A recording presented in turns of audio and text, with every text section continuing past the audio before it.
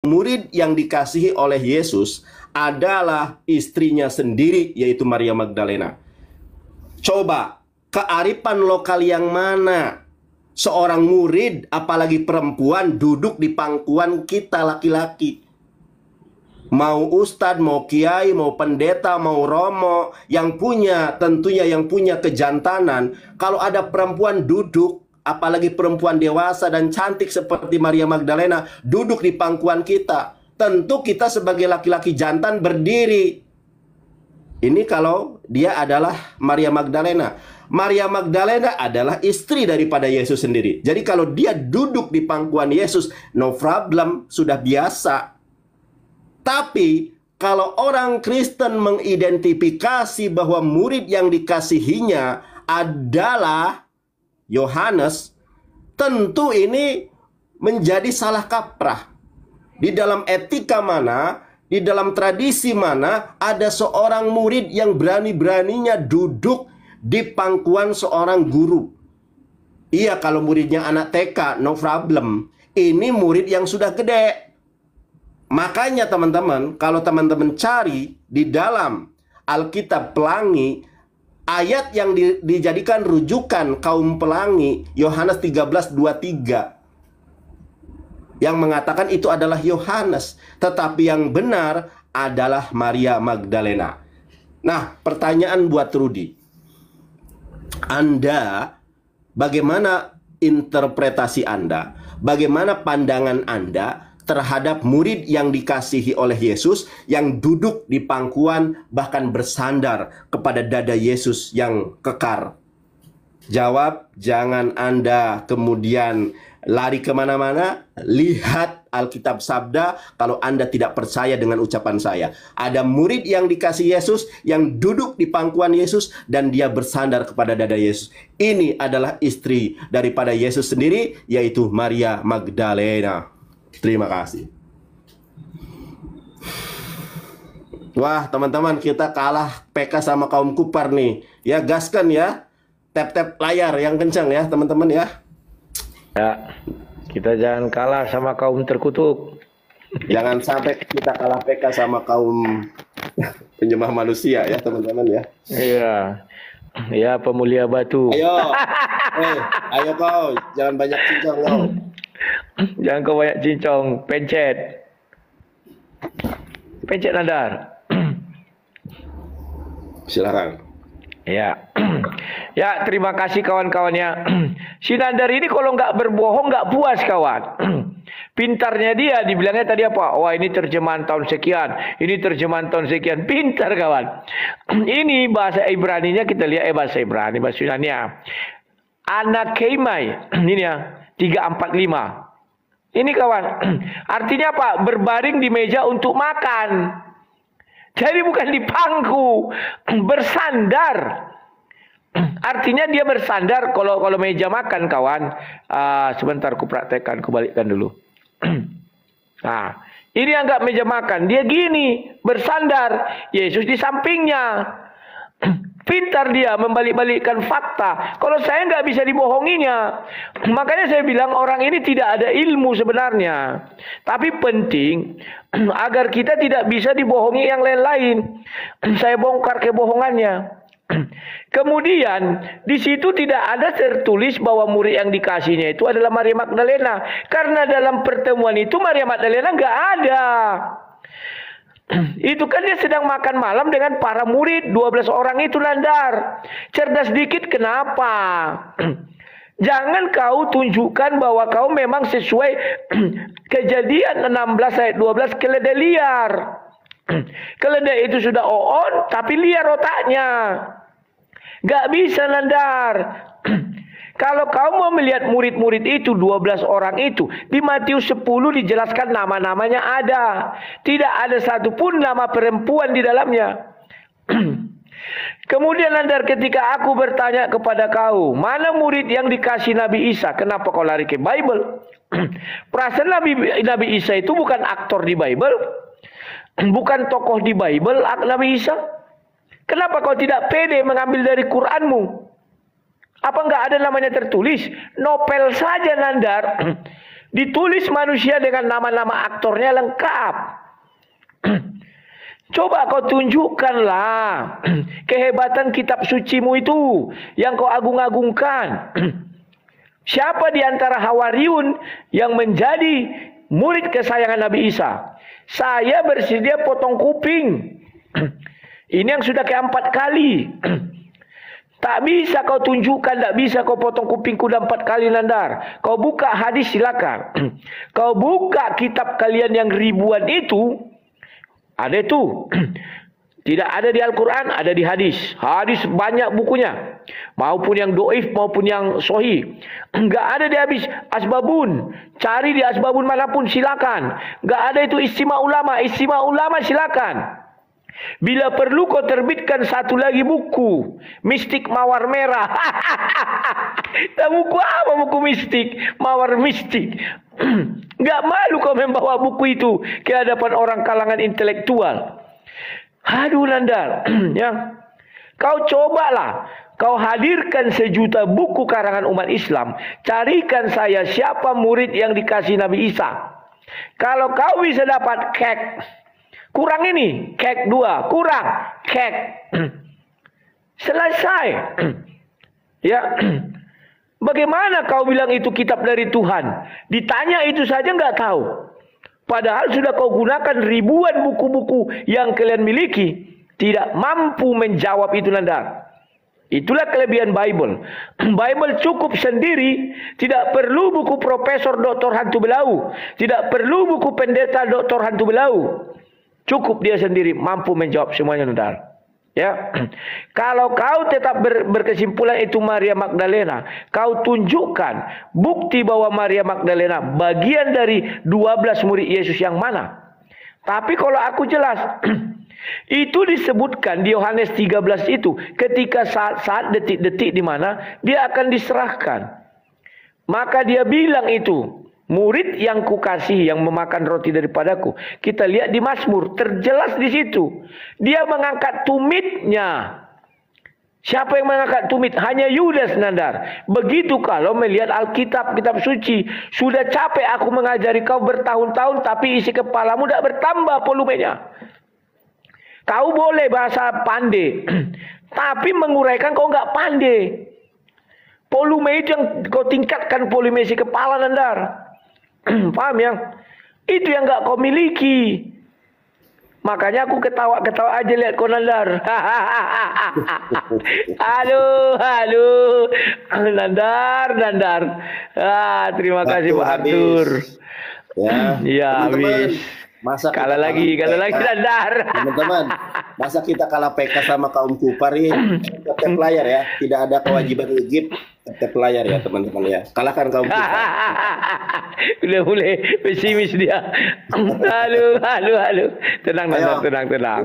Pak Paulus belum datang, Nandar, belum saatnya. Karena dilihat masih sedikit. Oke.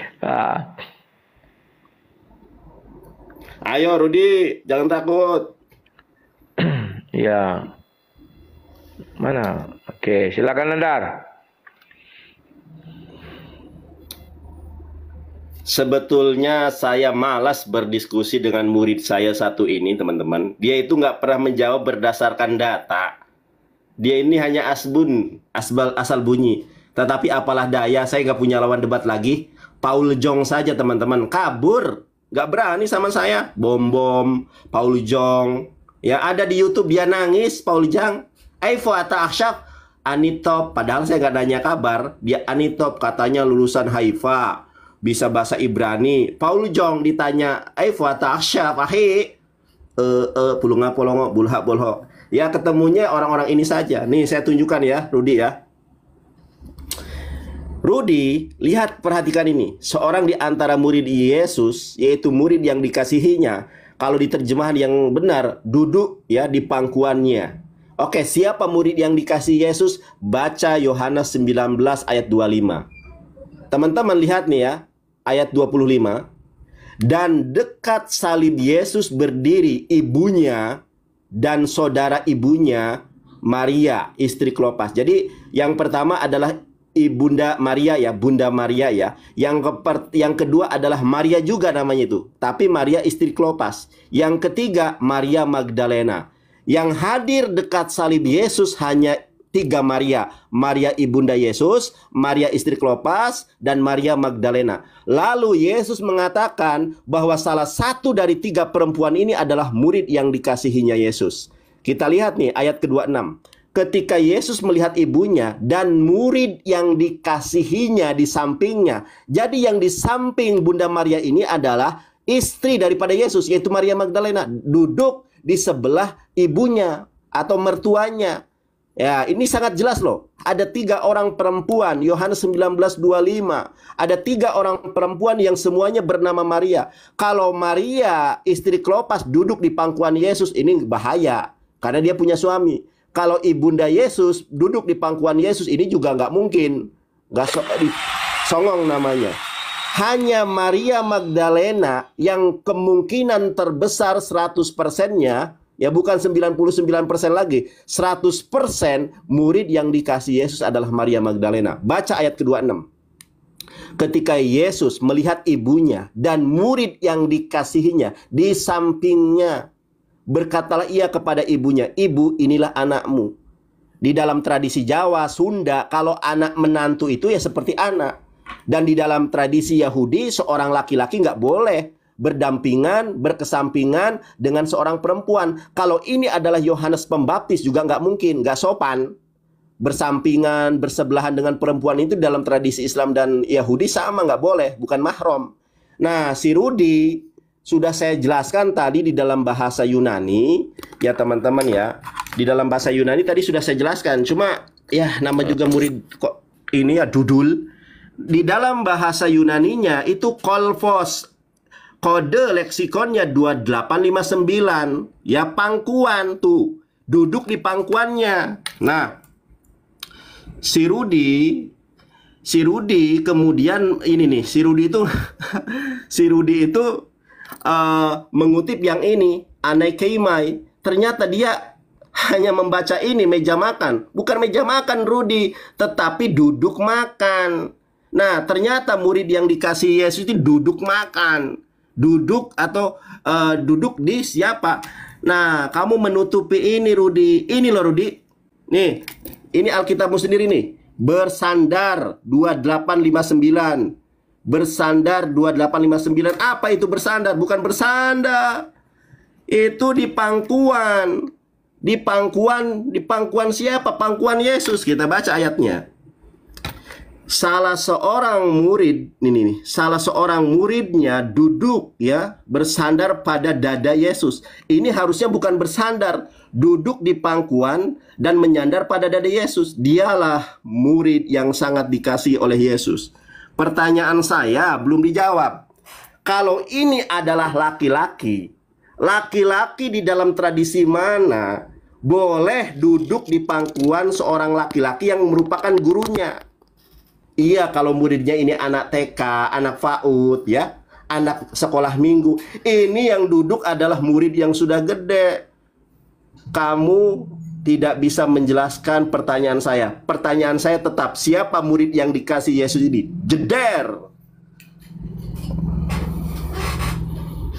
Wah, kalah lagi kita teman. Kita menang debat tapi kalah PK ini nih. Waduh, jangan kalah sama kaum Kupar ya teman-teman ya. Potong Rudi. Sudah saya sebutkan, potong kupingmu. Jangan ingkar janji lagi kau.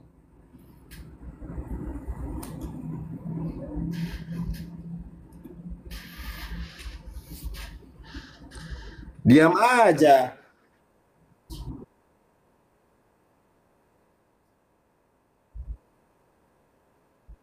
Ya. Terima kasih Nandar atas kegoncangan jiwamu. Ya. Pertama, saya bertanya tentang Nabi Isa, bukan tentang Yesus. Sejuta kau bawa buku Islam, tidak akan mampu menjelaskan siapa murid yang dikasih Nabi Isa. Potong kupingku ini dua-duanya kalau bisa. Sama ini kalau bisa kau tunjukkan. Paham? Yang pertama. Yang kedua, Inilah kau tidak mengerti apa yang kau ucapkan. Itu artinya duduk. Jangan kau baca di meja makan aja. Ini duduk makan. Masa orang pangku-pangkuan duduk makan kayak tidak punya kerjaan. Ini Yesus nih, di pangkunya lah di sini murid kesayangannya sambil makan. Kan tidak punya kerjaan kau buat. Memalukan sekali kau Nandar. Mana bisa orang duduk ini makan ini Yesus makan. Datang orang duduk di hadapan Yesus. Yesus tidak lihat nasinya lagi. Orang ini pun makan, duduk makan. Duduk makan artinya di bangku, bukan di pangkuan Nandar. Ini kekeliruan kau Nandar. Makanya itu sudah turun penghasilan kau. Koin kau tidak ada yang mau peduli sama kau lagi. Karena otak kau nggak jalan. Nalar kau nggak jalan. Paham Nandar? Nah, di dalam acara itu duduk itu ada di sebelah kiri dan kanan Yesus. Di malam itu yang ada di situ ada Yohanes, ada Yudas. Nggak ada Maria Magdalena. Harus kau buktikan dulu Maria Magdalena. Oh, di situ kan ada tertulis murid yang dikasihnya ini ibuku katanya. Ya nggak masalah Nandar.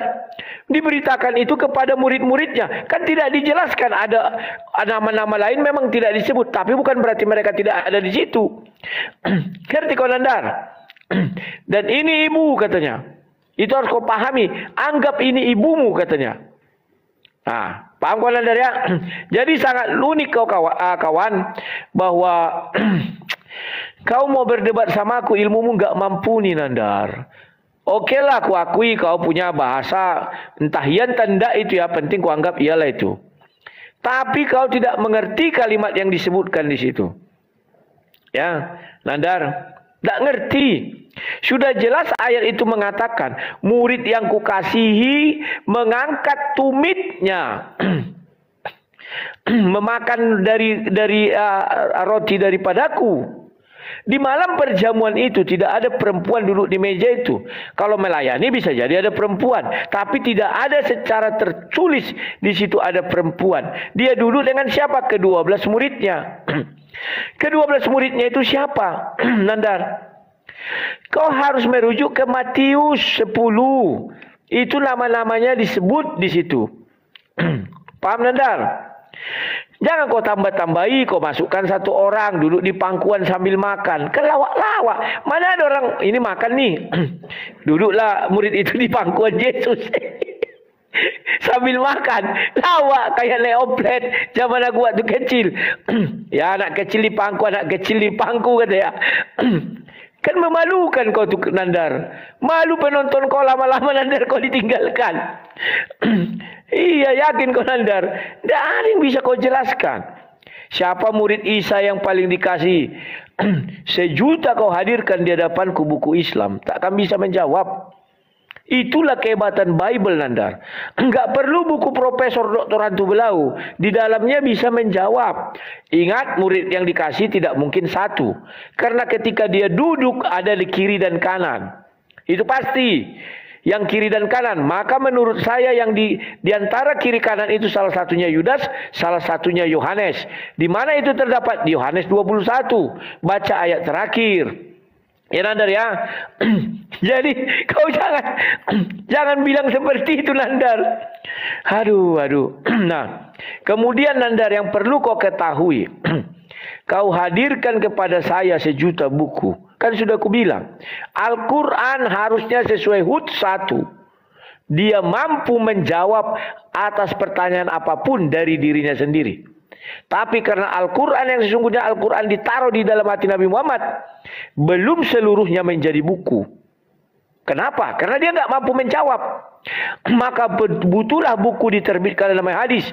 Hadis ini tidak ada buku tuanya. Diterbitkanlah Ijtima Ulama, banyak diterbitkan. Apakah mampu menjelaskan ini? Tidak mampu juga Nandar. Itulah buktinya Bible itu kitab suci yang sungguh luar biasa. Iya. Terima kasih. Kena kipas lagi kau Nandar. Tidak ada lagi yang mau mendukung kau. Menang debat tapi kalah PK nggak masalah. Iya menang. Mantap. Tenang aja. Nggak apa-apa kalah PK. Yang penting menang debat ya. Jadi. Siap. Ya. Terima Rudi. Siap. Silakan Nandar, aku diam. Saya nggak ngerti, si Rudi ini sekolah apa enggak ya? Dulu katanya kuliah, tetapi tidak membedakan premis mayor, premis minor. Ya, murid yang dikasih Yesus itu yang bersebelahan, yang berada di samping Maria ibunda Yesus. Pada saat itu tidak ada orang lain disebutkan. Di dalam 1 Korintus 4 ayat ke-6, jangan melampaui atas apa yang tertulis. Yang tertulisnya 3 orang, bukan Yohanes. Justru kalau Anda mengatakan Yohanes, masa seorang murid laki-laki duduk di pangkuan Yesus? Itu yang tadi nggak pernah Anda simpulkan. Itu yang dari tadi tidak pernah Anda coba tanggapi. Kalau Anda mengatakan Nandar, siapa murid yang dikasihi Nabi Isa? Anda bertanya aja salah. Di mana dasar hadisnya? Di mana dasar Qur'annya? Ada istilah murid yang dikasihi. Istilah murid yang dikasihi hanya ada di dalam Bible. Ini perlu saya bal-bali lagi nih, bocah satu ini teman-teman ya. Dan dekat salib Yesus berdiri ibunya Maria dan saudara ibunya Maria istri Klopas dan Maria Magdalena. Ketika Yesus melihat ibunya dan murid yang dikasihinya di sampingnya, teman-teman, di dalam tradisi Yahudi dan tradisi Islam, laki-laki dengan perempuan yang bukan mahram itu nggak boleh duduk bersampingan. Kalau Maria adalah istri daripada Yesus, wajar dia kemudian berkesampingan dengan mertuanya. Makanya Maria Magdalena ini adalah satu-satunya perempuan yang pertama kali menjenguk kubur Yesus. Ayat 26. Ketika Yesus melihat ibunya dan murid yang dikasihinya di sampingnya, berkatalah ia kepada ibunya, "Ibu, inilah anakmu." Di dalam tradisi orang Sunda, di dalam tradisi orang Jawa, yang namanya menantu itu adalah anak, seperti anak begitu ya. Bahkan menjadi mahram karena ada hubungan perkawinan. Nah, Anda rupanya bukan hanya ini kebotolan Anda, Rudi. Rudi, narasinya bukan hanya ini, Rudi. Bukan hanya 3, 4, 5. Anda lihat nih, seorang dari antara murid Yesus yang itu yang dikasihi ya oleh Yesus, ini 2859. Ini bersandar, ini terjemahan yang keliru. Aslinya duduk di pangkuan. Duduk di pangkuan. Ini kan jelas. Nih, susah kali rupanya. Ya. Duduk di pangkuan. Nah, di pangkuan. Pertanyaan saya, tadi belum Anda jawab. Di dalam tradisi Yahudi, di dalam tradisi kearifan lokal yang mana, di dalam hukum yang mana, ada seorang murid diperbolehkan duduk di pangkuan seorang gurunya. Kalau di dalam adat kalau di dalam tradisi orang Sunda itu murid te Bangkawarah. Kalau dalam orang Jawa itu ndablek. Masa ada, itu pasti disepak itu sama gurunya. Kalau ada murid laki-laki apalagi sudah dewasa duduk di pangkuan kita, tempeleng plak plak plak. Nah, karena ini adalah istri daripada Yesus, duduk di pangkuan no problem. Premis mayor, premis minor. Di dalam menafsirkan Bible ada yang namanya tafsir bil riwayah. Ada tafsir bil ma'thur, menafsirkan ayat dengan ayat. Yohanes 19 ayat